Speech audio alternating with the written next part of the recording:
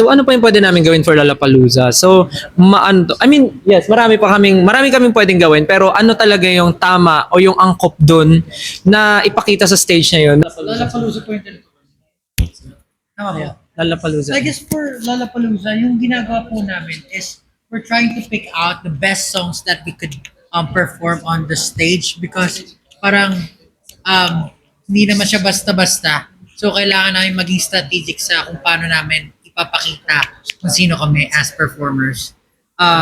Pero syempre, meron pa kaming papalapit na concert. So yung focus talaga namin dun muna sa concert namin kasi hindi naman siya basta-basta rin. Parang lots of people will travel from different countries just to watch us. Nandyan din ang Beefers who's gonna perform. Pina-practice namin yung track namin, although hindi pa sila yung kasama namin, W3 pa. Parang matindi yung preparation na ginagawa kasi yung scale for this one is something that we haven't tried before. So, yung Lollapalooza, hintay ka lang muna dyan, pero bibigyan ka namin ng oras para sa ganun, magbigay din namin yung best namin sa what is coming right now. So, yun po. Pero definitely, parang yun naman yung sinasabi namin sa sarili namin na Lollapalooza is siguro by far the biggest stage that we'll be performing in. So, syempre gagalingan namin. Yun nga po sinabi namin, gigil kami.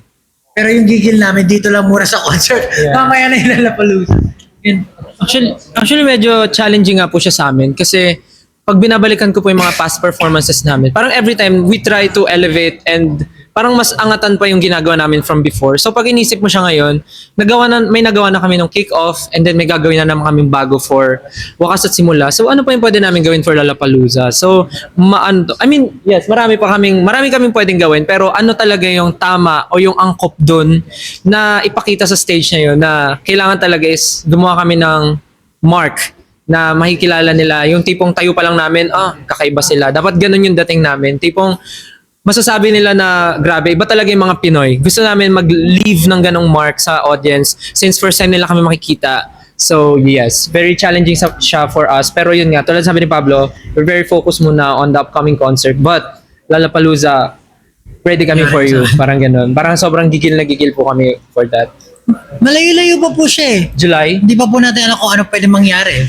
Yung mga bago. Ayun po. So yes. Thank you, Your Honor.